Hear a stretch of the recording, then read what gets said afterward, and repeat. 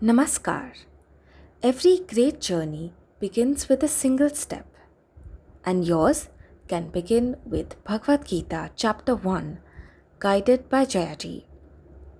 Join us in Mumbai from 26th to 29th November for 4 enlightening evenings.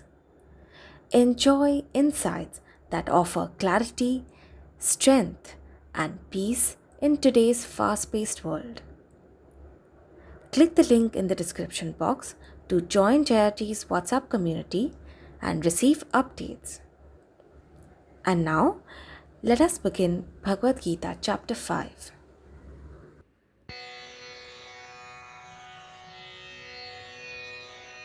ॐ सहनाववतु सहनौ भुनक्तु सह वीर्यङ्करवावहै तेजस्विनावधीतमस्तु मा विद्विषावहै ॐ शान्ति शान्ति शान्तिः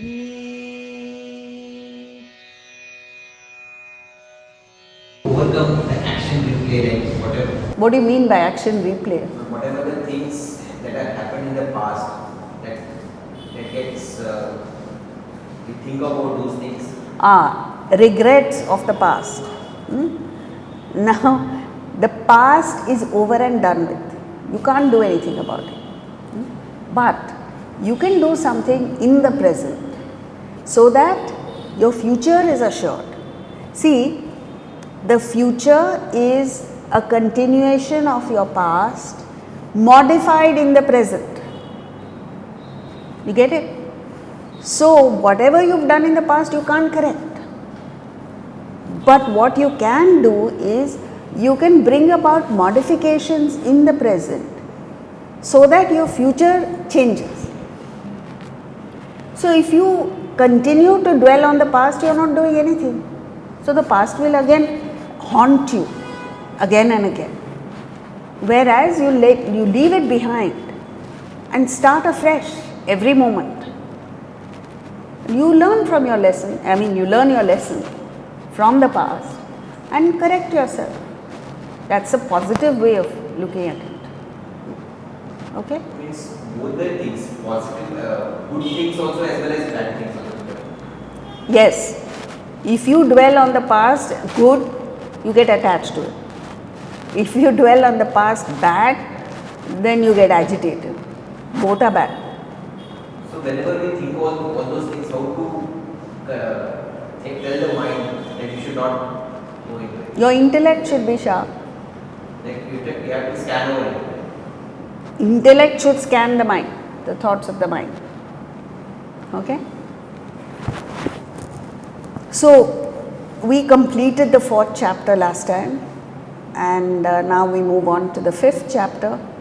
It's a good sign that on the eve of Diwali we are starting a new chapter in our lives. So, the Bhagavad Gita, let's go back to basics. What is the role of the Bhagavad Gita in our lives? You know, nowadays, when you have to go from one place to another, you have to go to a place you've never been to. Earlier, you had to ask for directions, you had to stop and ask somebody, where is this? Now, life has become so easy. Why?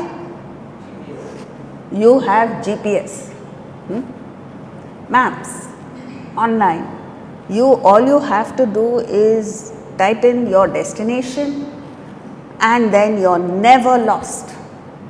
Every step of the way you know which way you're going, you know your destination and you will reach it. Similarly friends, the Bhagavad Gita is like a GPS. It's a life positioning system, LPS. Because once you learn the Bhagavad Gita, once you fix a goal in your life and once you're committed to it and you're acting towards it, you never get lost. You may be far away from the goal, but you're making progress. And even if there are obstacles in the way, you know how to get over them. If there is a big obstacle, you just go around it. If there's a small obstacle, you crush it and go. This is what a river does. Have you seen the flow of a river? The river also meets with obstacles.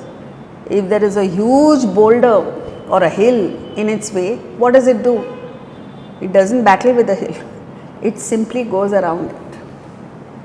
And when there is a small stone, it crushes it. Before long, it becomes sand. But reach the ocean it will.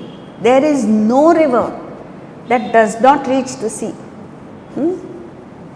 Sooner or later it reaches the sea, its destination. If it doesn't reach the destination, it dies. Similarly with us, what you need to understand is, what is your destination? You don't know what self-realization is. Happiness, correct. Huh? Happiness is your goal, your destination. How are you going to get there? You have no clue. You're going the wrong way. But when you learn the Bhagavad Gita and you follow the instructions or the guidelines, is more like it, given in the Bhagavad Gita, you're never lost. You're well on your way to your goal. And similarly, like the river, if a large obstacle comes your way, you just sidetrack it and go. If a small one comes, with determination and commitment, you overcome it and move ahead. But you will reach happiness. So, fix your destination, the goal. In the world, what is it you want to achieve? Because we all have different pathways. We all have different natures. We have our different goals to pursue. Fix it. What is it you want to achieve in life? And then beyond the world. That also needs to be fixed, because you will never be happy just sticking to the world. You must understand this. You look around you, the richest person in the world, is he happy? Huh? No, because he wants more. The most beautiful lady in the world, is she happy? No. She wants more of it. Her worry is, when will I get wrinkles, when will I start looking old, or all of that. The most knowledgeable person in the world also is not happy, wants more knowledge. So there is no end to this seeking outside. Whereas all the people who have looked within have achieved it. And there are various stories of people like Alexander came and he put a sage in prison. And his people told him, it's a sin, don't do that, he's a man of God.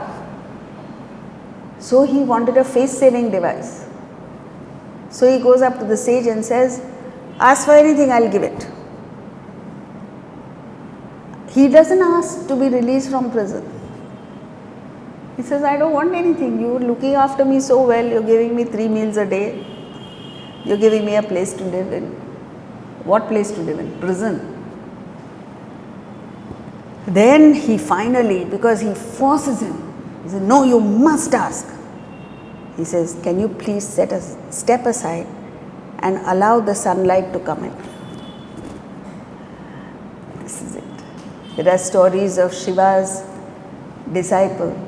Apparently he had elephantiasis in one leg.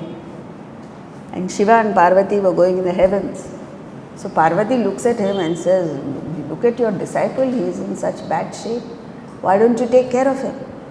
Shiva says, don't worry, he's fine. But Parvati insisted.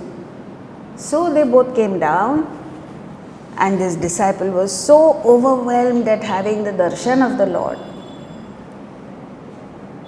But then Shiva said, ask for something, ask for a boon.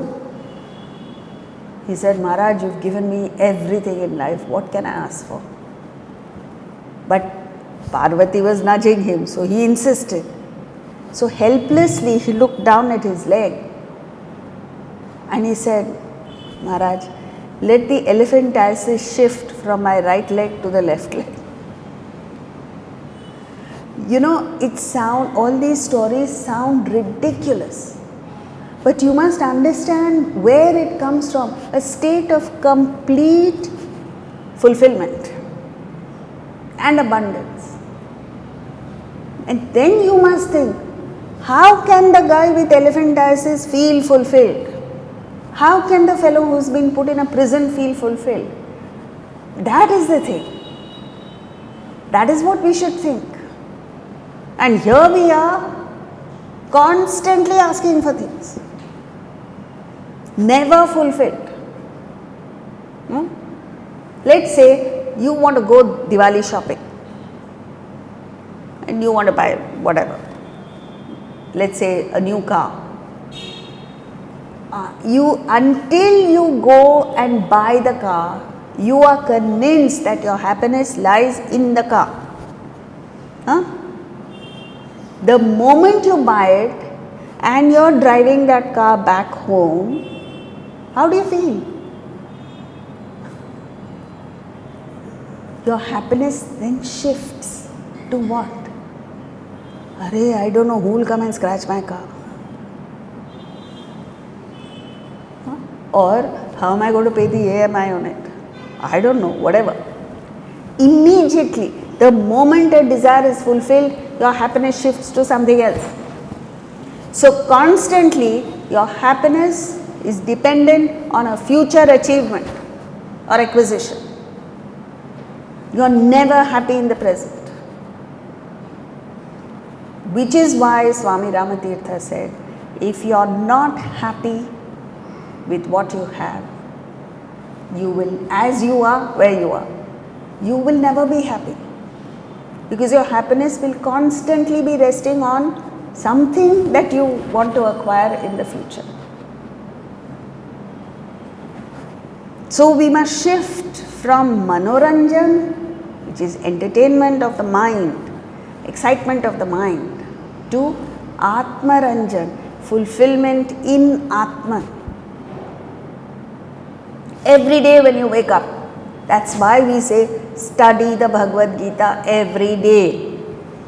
It is not enough that you come here once a week. And that too, how many people actually come here once a week?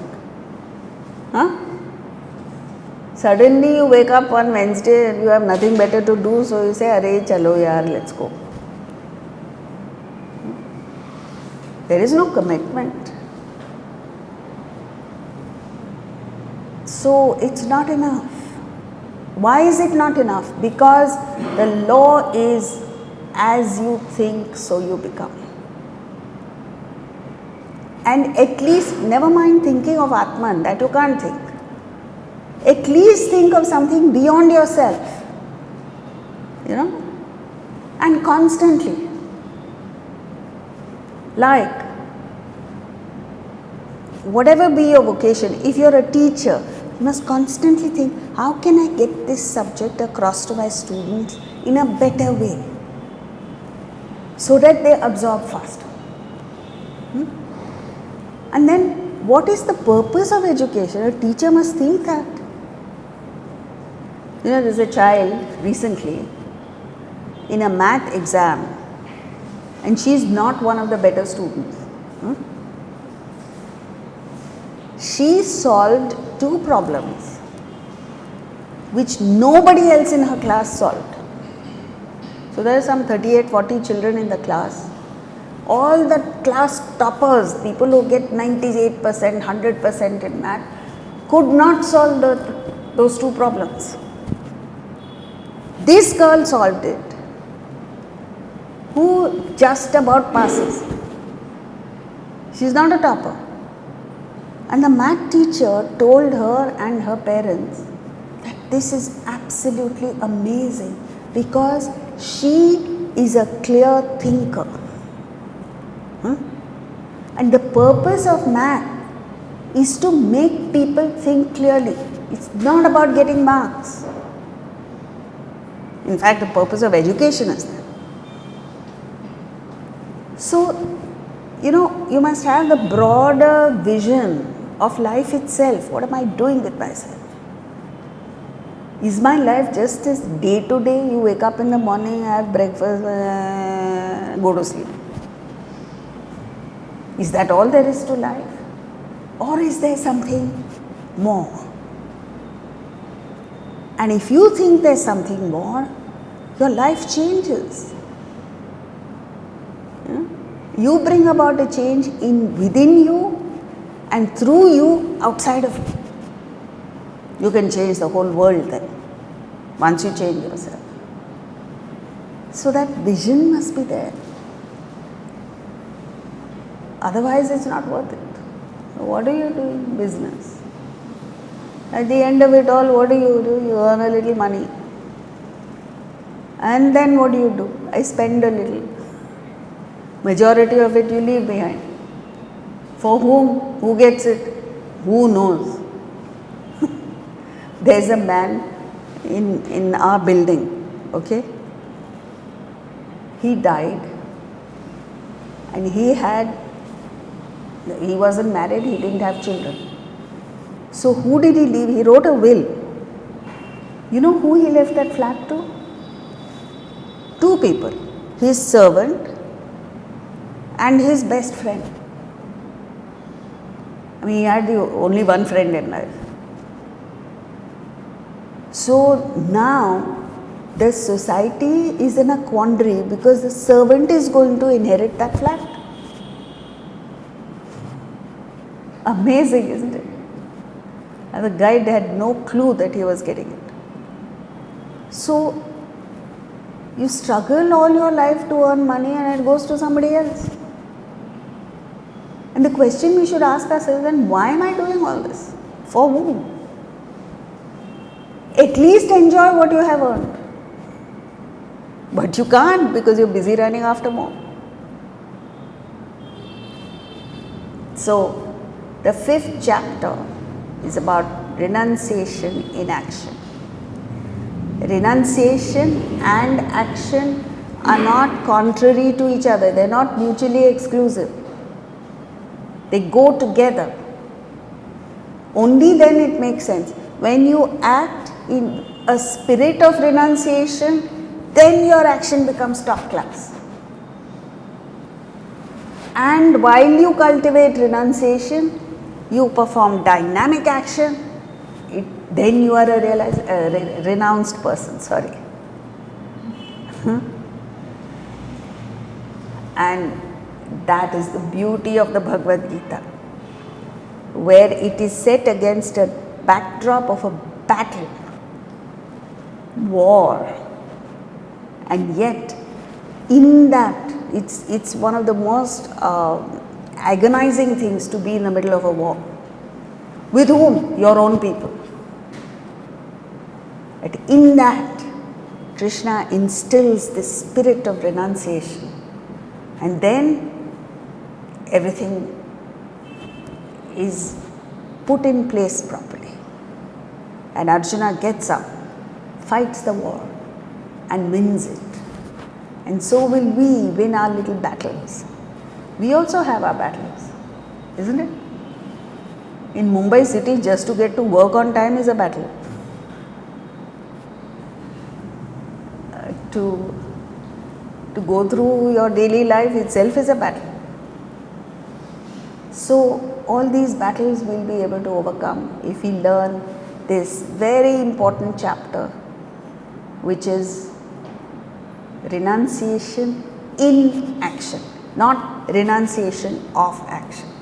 So Arjuna has the same question. Renunciation and action, how do they go together? And let's see what he says in verse 1.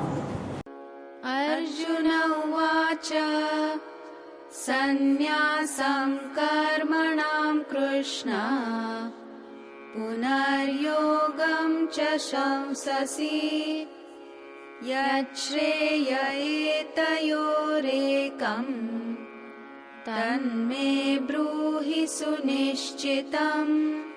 Arjuna says, Krishna, you advocate renunciation of action as well as the path of action.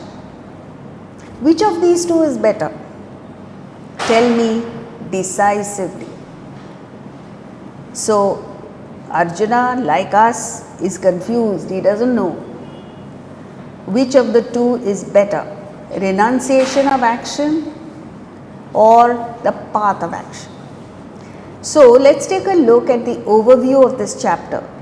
The first 7 verses talk about the 3 stages of spiritual seekers.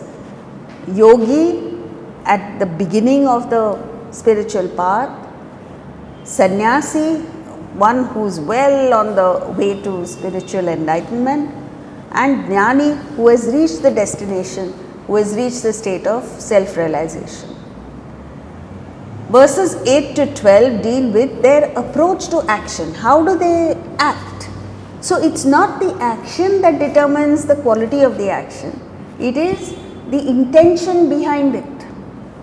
What drives you to perform that action is what determines whether it is a low quality action or one of the highest types of actions. Verses 13 to 15, he defines a jnani, who is a man of realization. And that is a wonderful, those 3 verses are fantastic, 13, 14 and 15. Then he tells us the path to enlightenment. How do you get there?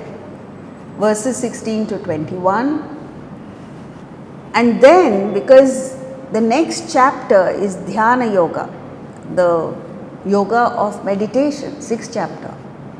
So, he builds up to that, and here he is talking about prerequisites to meditation. What are the qualifications that you need to meet with before being qualified for meditation? You cannot start meditation unless you meet with these requirements.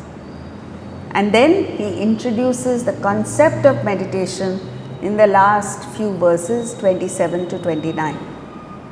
So, here is Arjuna asking a question, and the verses that follow, he introduces the concept of the 4 types of human beings.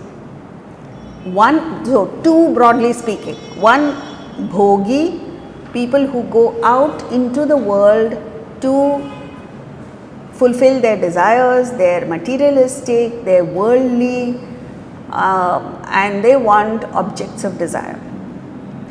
Then, when a person turns spiritual, that person still has desires, but he understands that I need to pursue the higher.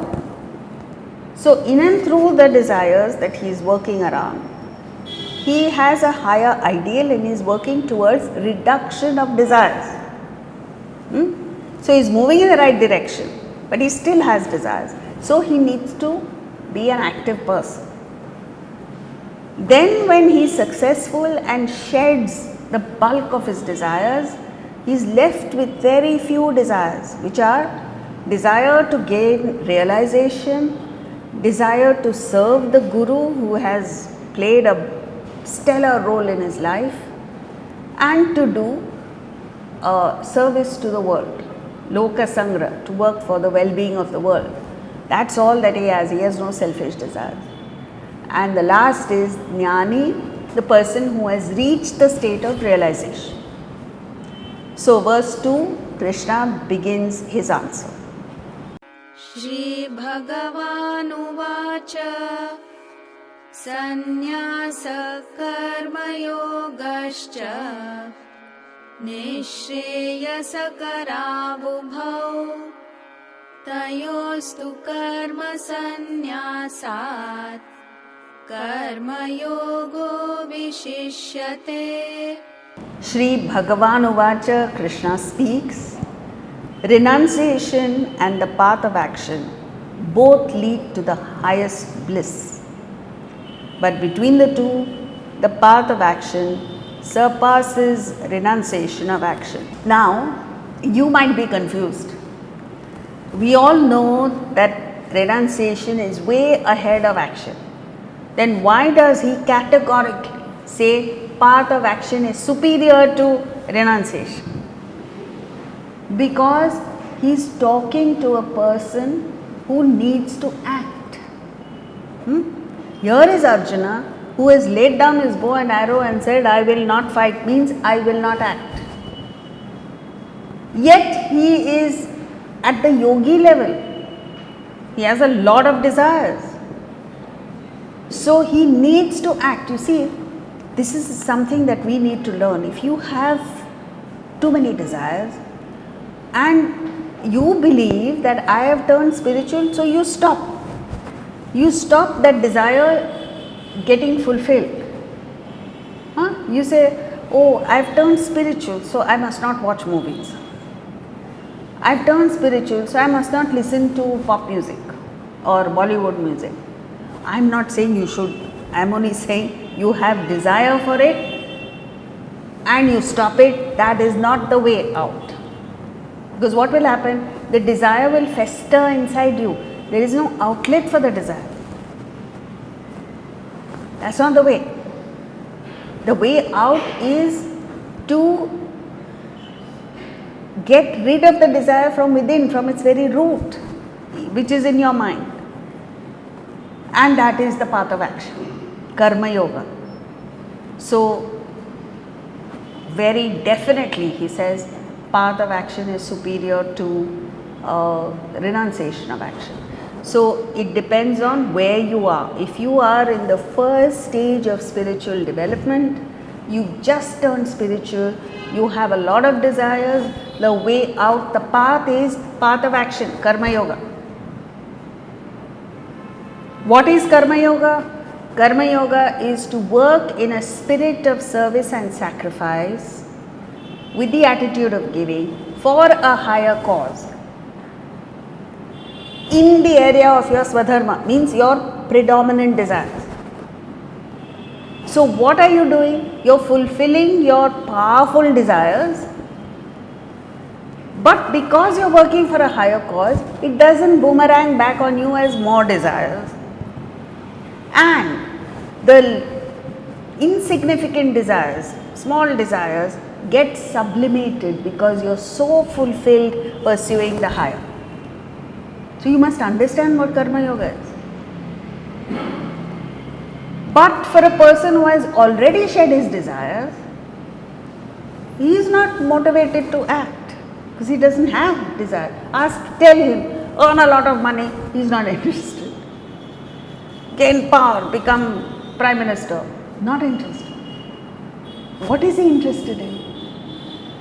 Self-realization. And for that you have to pursue the path of knowledge, which he says as renunciation of action. So it works like this. There are 3 R's in our life. The traffic of life in all of us consists of 3 R's. One is receipt of stimuli from the world. So you see, hear, smell, taste, touch. The world enters you. Second R is reaction at the level of the mind and intellect. This reaction is between the desires that you have and the stimuli that have entered you. Because of this, different people react to the same stimulus.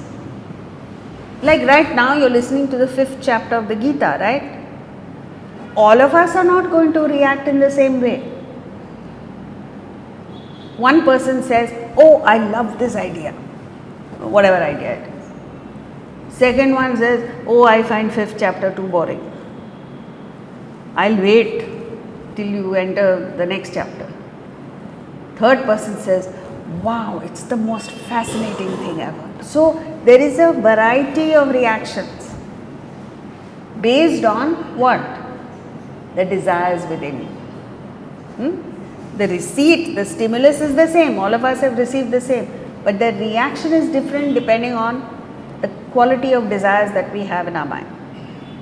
And then, based on the reaction, you will respond. One person will say, oh, I find this so useful, I'm going to bring 10 friends next Wednesday, or whenever you have class. Another person will say, next time there is class, I'll go watch a movie. Third person will just say something different.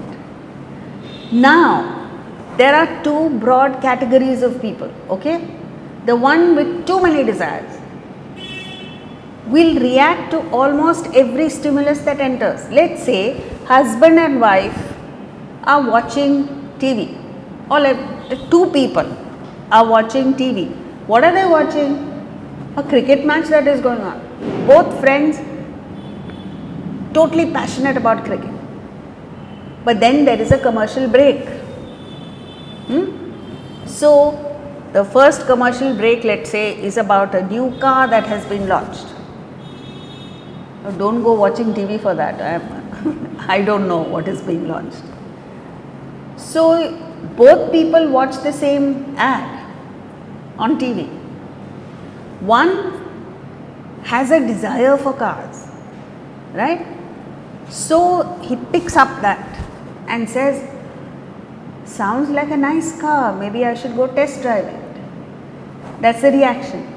And based on the reaction, the response is he actually goes and test drives it and he buys the car.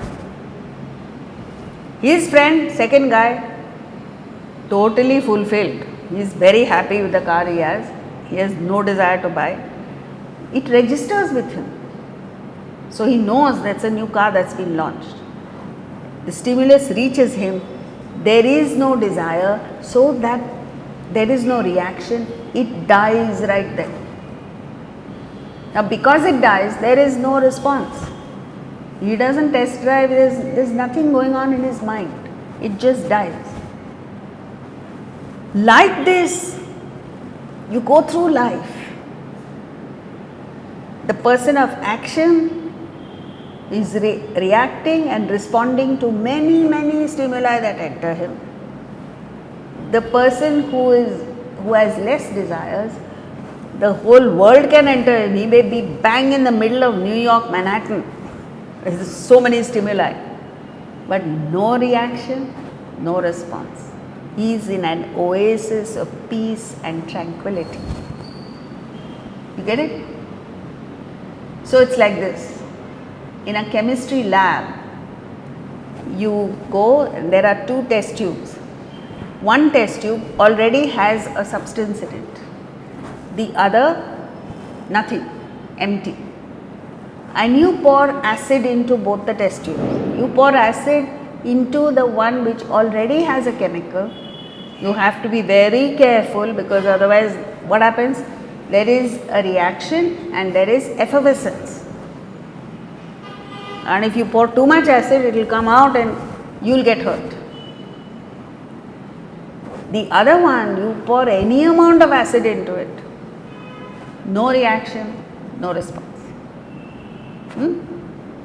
So, you have to work through your desires and get to the state of this tranquility, serenity, where nothing impacts on you. This doesn't mean he's an inactive person, please. He could be a very active person, but his actions are not dependent on the stimuli that come to him. He decides where I should act, what kind of action to perform, and is like Krishna, very dynamic, very efficient, very productive, but is not dependent on the world. The world can throw anything at him. He is not a victim of the world. You see that?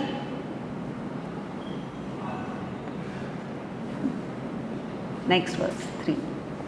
ज्ञेयः नित्यसन्न्यासी यो न द्वेष्टि न काङ्क्षति निर्द्वन्द्वो हि महाबाहो सुखं बन्धात् प्रमुच्यते. One who neither hates nor desires should be regarded as an eternal sannyasi, nitya sannyasi. what a term he uses. For, O Mahabaho, mighty armed person, freed from the pairs of opposites, such a one is easily liberated from bondage. So, the first step to spiritual development is you should have no strong likes and dislikes. When you don't have these preferences, you're unaffected by the pairs of opposites in the world. If you have strong likes and dislikes, what happens? Let's say you love sweets, you hate vegetables.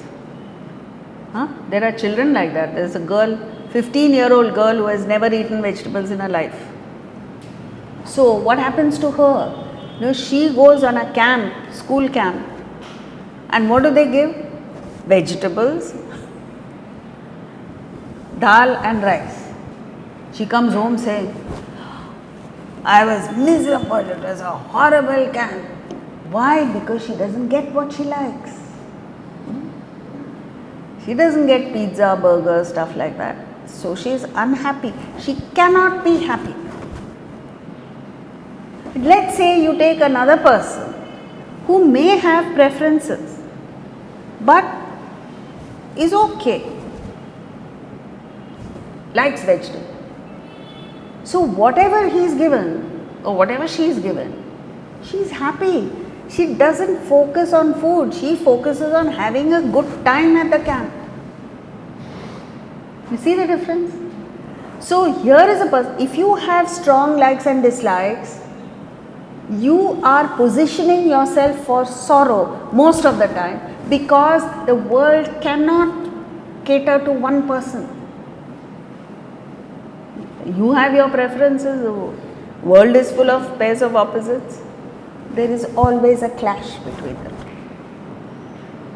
Whereas if you learn the art of not having strong likes and dislikes, then you're okay with anything that the world presents to you.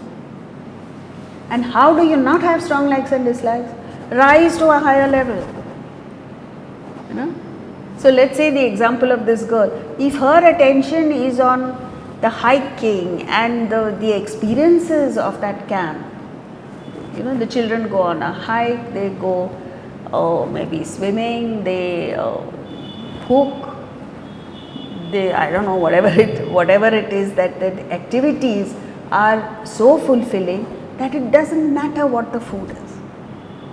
So you have to rise above your likes and dislikes and not feed them. It is desire that creates bondage. If you have a desire for, let's say, cricket, as long as that cricket is being telecast, you are stuck before the TV, you can't move. I've known people earlier, before TV, before this live telecast came, they actually used to go, if the test match was in Delhi, they would go plant themselves there for 5 days. 6 days, because those days there was a rest day in between. That's ridiculous. So you get bound, that's what he's saying here. That bondage is created by your desires, not the world. Now the question arises, how to overcome your likes and dislikes? Number one, deviate from your habit. You are used to a certain kind of food. Deliberately one day change. Say tomorrow you are a rice person, you say tomorrow I will not eat rice. You are not going to die, it's okay. Even if you don't eat, it's fine. We don't do that. We make sure that what I like is given to me. Second, don't encourage likes, either in yourself or in others. We do that with our children. Beta, you like this? Have. Then that beta grows up with very strong likes and can't live outside of those likes. Third, very important, consider other people's likes. You are not the only person in the world. It's not just about what you like. Ask yourself, what does my spouse like? What do the children like? And cater to them. Then it doesn't matter whether your like is catered to or not. Most importantly, entertain higher values. Life is not just about food and clothing and fruit and stuff like that. And to be able to do all this, develop your intellect. Then you will easily be liberated from bondage. Then you are no longer dependent on the world. It doesn't matter what the world gives you. You enjoy yourself. Like I travel a lot and I stay with people. And many people ask me, do you get good food everywhere you go? Most of the time I get good food. But that occasional place, either there is no food at all, like you go to a Western home, they don't cook every day. So you don't get food. Or you don't get good food. Fine. It's okay. It's Sri Ramakrishna used to give very examples from daily life. So he used to say, the Bhagavad Gita is like when you cut jackfruit. I don't know how many of you know that. You know what you must do?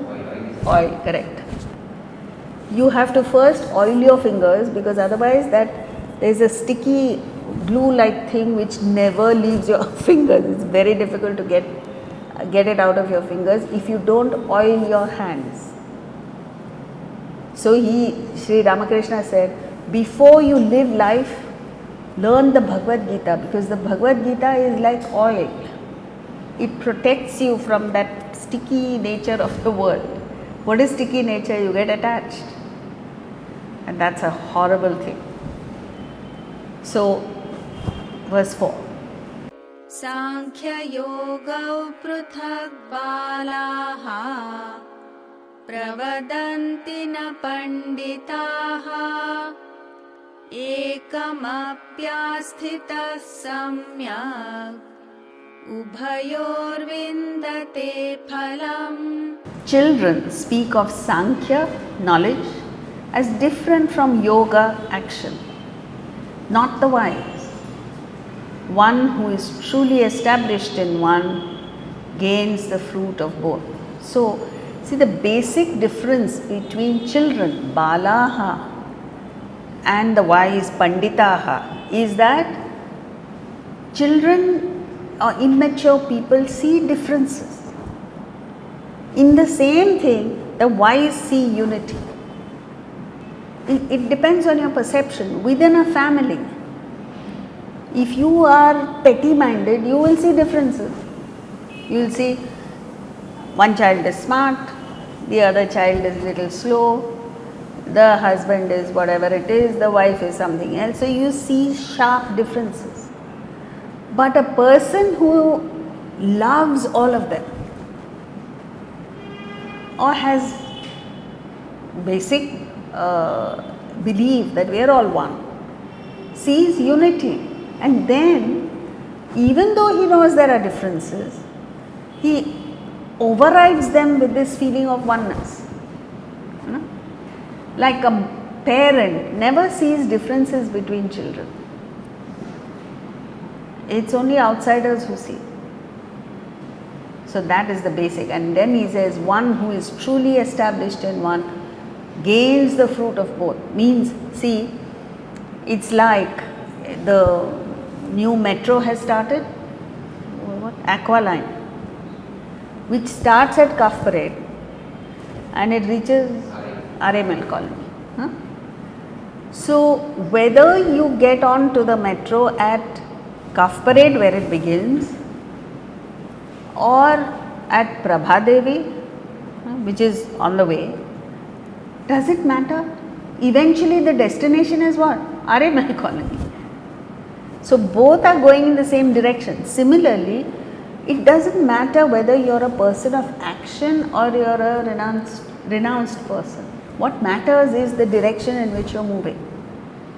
One who is established in one, whether you perform karma yoga perfectly or you pursue the path of knowledge and do it well, both will gain the fruit of both.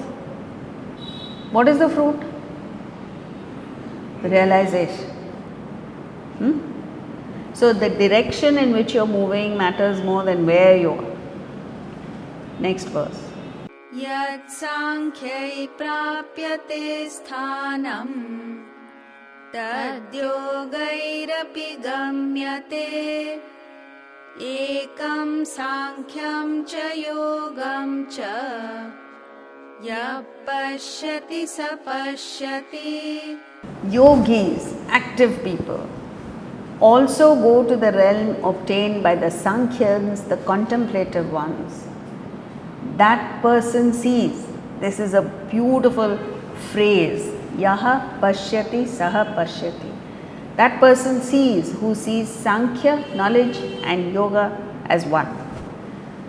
So this phrase is very important. Yaha pashyati saha pashyati. You have to have that vision, to see. And it's the same thing you're seeing. Both people are seeing the same thing. But one sees unity, the other sees separateness. And that makes a world of difference to you, to your life.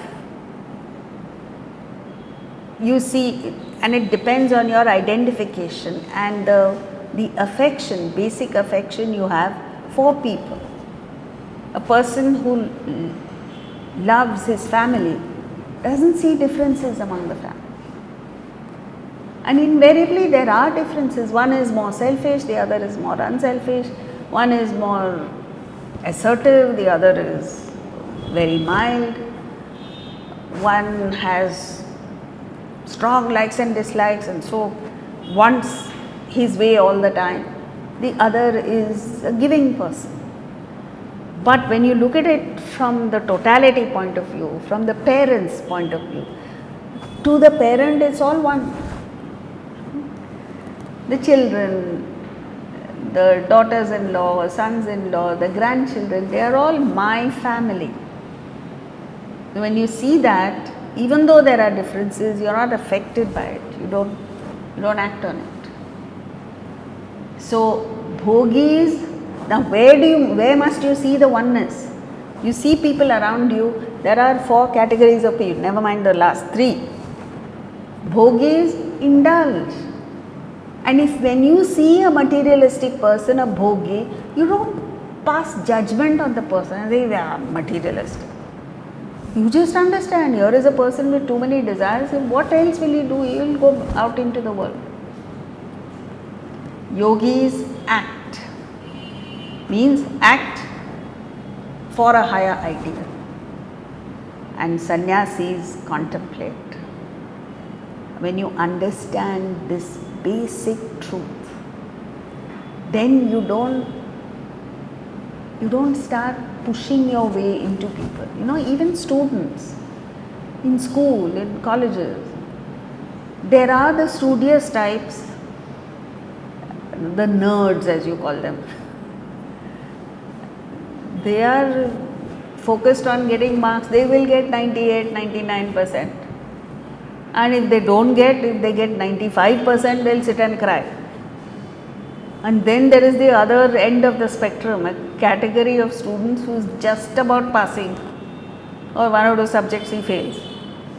For him, he can't understand a 95% crying, because in his life he will never get 95%. But, so his view is different. And he is not it's not that he is not intelligent, he is not motivated, he doesn't understand what this rubbish is of where you mug it up and you vomit it out. But he could be a thinker, he could be a smart person. And later on in life, he might do better than the nerd. So, if a parent has 2 children belonging to these 2 categories, the parent will go ballistic if he doesn't see oneness. So he will force that person who's not doing well and constantly say, see what your brother is doing. So that guy gets a complex. It's this basic understanding we must have of the nature of people. And then you have no problem in life. Next verse. Sannyāsastu mahābāho dukkhamāptumayogataha yogayukto munirbrahma nachirena-adhigacchati. See, all our problems stem from not understanding. You often see a person who is indisciplined but has other strengths, and the boss or the spouse or the parent will constantly nag the person on what the person does not have. Will never encourage the person on what he is good at, and then you get upset, the other person gets upset, there is conflict unnecessarily. On the other hand, if you understand that yes, these are the shortfall in the person, this is a fault in the person, but the person has other strengths, and you address the strengths, then you find that the person responds in a fantastic manner. The same person who is screaming and shouting one moment, next moment is totally cooperative. So that is what you need to understand. And now, O Mahabaho, without yoga action, it is difficult to obtain renunciation. But the Muni sage established in yoga soon goes to Brahman. So you see, how do you approach it is the thing. Without yoga means action. It is impossible. He is saying it's difficult. It is impossible to reach renunciation because you are stuck with desires. And see, you can't wish away desires. Desires are a force to reckon with. You have a desire for material things. They don't just go away. You have to decide what you want to do with the desire. So Karma Yoga means identifying your most powerful, strongest desires and fulfilling them. Because a strong desire, you are stuck with the desire. You have cultivated the desire. Now you have no choice but to fulfill it. But fulfill it in such a way that it doesn't come back and cause havoc in you. So how do you do that? Dedicate that action to a higher cause. So you get the result of that action, which is success, but that desire is out of your system, it's rooted out of your system. And the desires that don't mean much, it doesn't matter whether you fulfill it or not. That is not what is bothering you. But what we do now, if you don't follow this Karma Yoga, what we are doing is randomly fulfilling desires. So you end up fulfilling silly desires that really don't mean very much to you.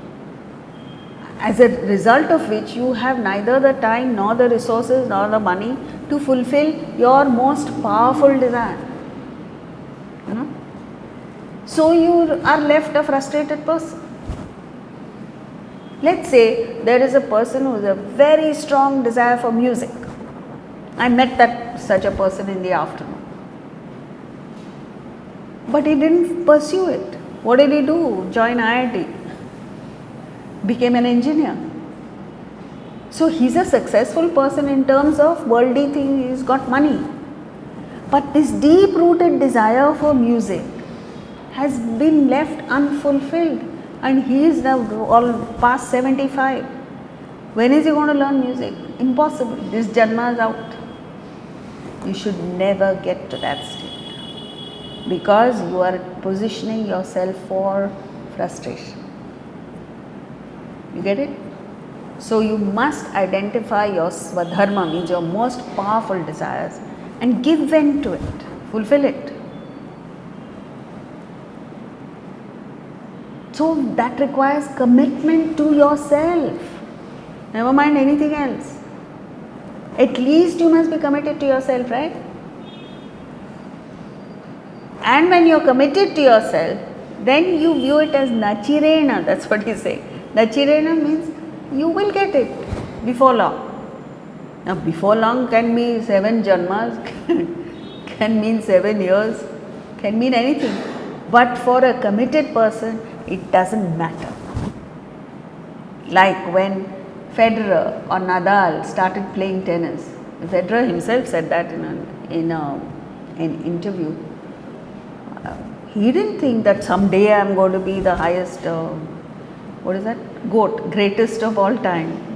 He never thought that. He loved tennis and he was playing tennis. Someday I'll get to my goal. But for a casual person, he says, oh God, I'll have to work for so many years, only after that I'll get it.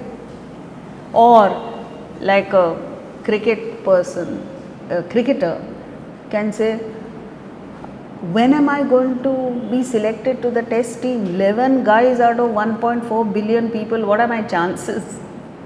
So he gives up before he gets anywhere. That's the difference. Next. Yoga yukto vishuddhatma vijitatma jitendriyaha sarvabhutatma bhutatma kurvannapi na lipyate. This is a fantastic verse. There are many verses in the Bhagavad Gita which encapsulate the entire spiritual path, and this is one of them. So he says, Yoga Yuktaha means established in yoga. When he says this, he's not talking about asanas and pranayama. Yoga comes from the root yuja, which means to join. A person who is established in the spiritual path leading to union with Atman. Vishuddhatma, the purified soul, purified of desires, vasanas. The impurity in you is vasana. Who has conquered the self, Vijitatma, means mind and the senses controlled by the intellect. Then what happens? Jitendriya, with senses subdued. And then he gives the test, who sees his self as the self in all beings. Then what happens? Is not tarnished, even though acting. So, let's take it one at a time. Yoga Yukta means one who performs Karma Yoga, Bhakti Yoga, Jnana Yoga. What is Karma Yoga?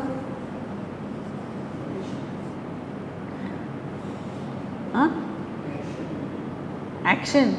We are also acting. Are we doing Karma Yoga? Action is renunciation.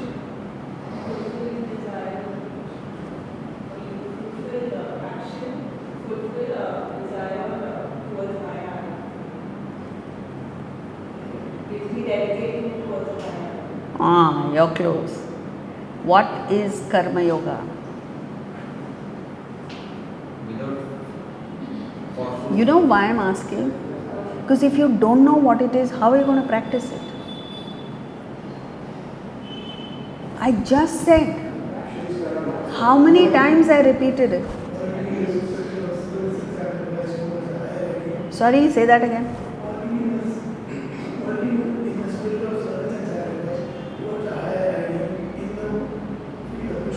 Exactly, correct. First of all, fixing your swadharma, which means your most powerful desire. Then acting in that field for a higher cause. in a spirit of service and sacrifice is Karma Yoga.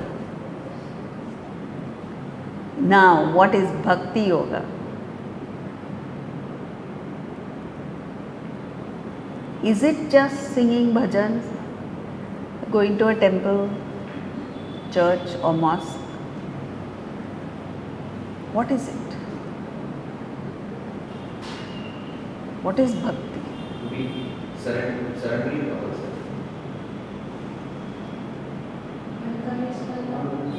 Sorry? Unconditional love. Do we understand what it is? Correct. You hit the nail on the head. Developing a sense of gratitude for all the things that have been given to us for free and in abundance. And when you develop this sense of gratitude, you develop love. Love for all beings, correct. Not God, all His creations. So that is Bhakti Yoga. Jnana Yoga, Seeing everybody, all other self-in of everybody. what is Jnana Yoga?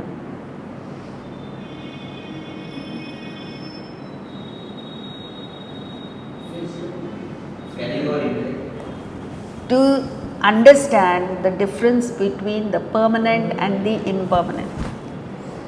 Right now we don't understand.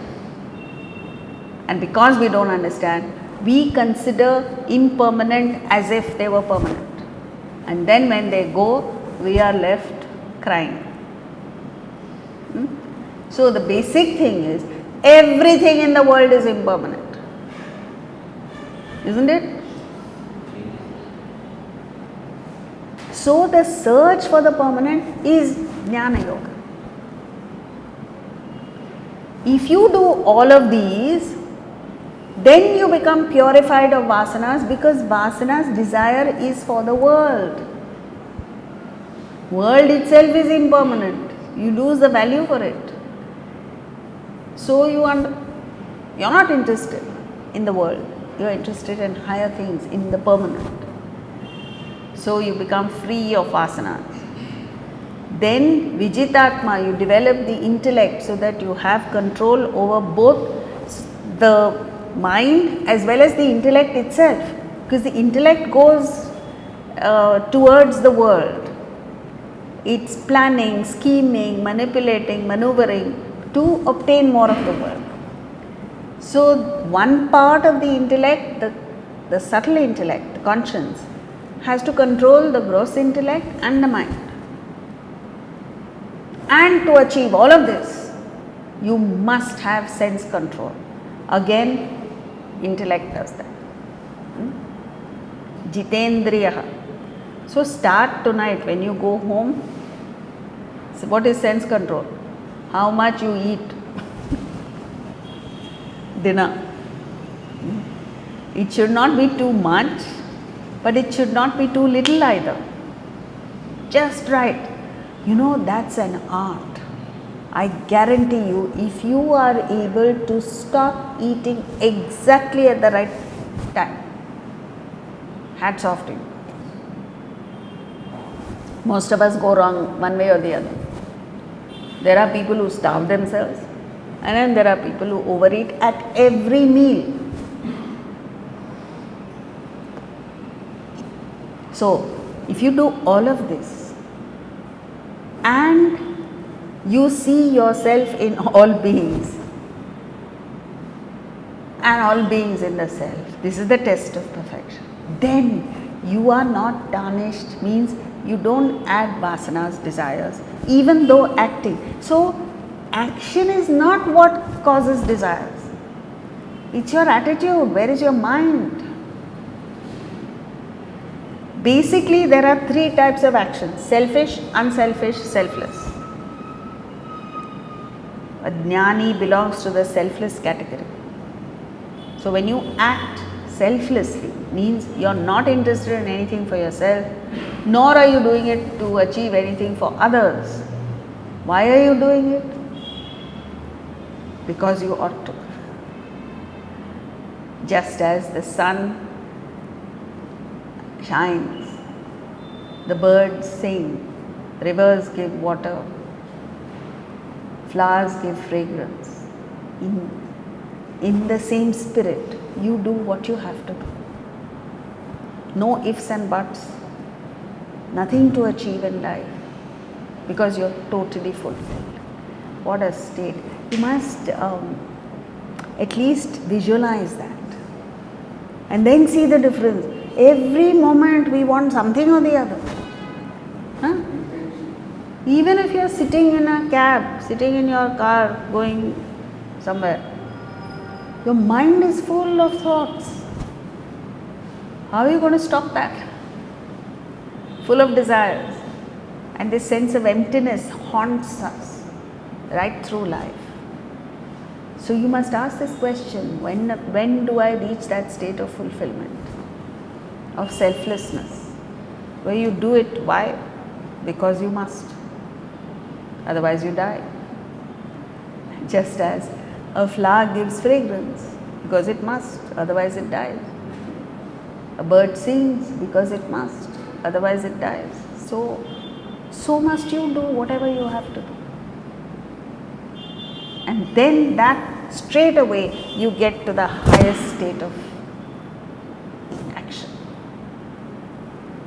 How to cultivate that thing that we can see self in others in our day-to-day life? Start with where you see oneness. Where do you see oneness?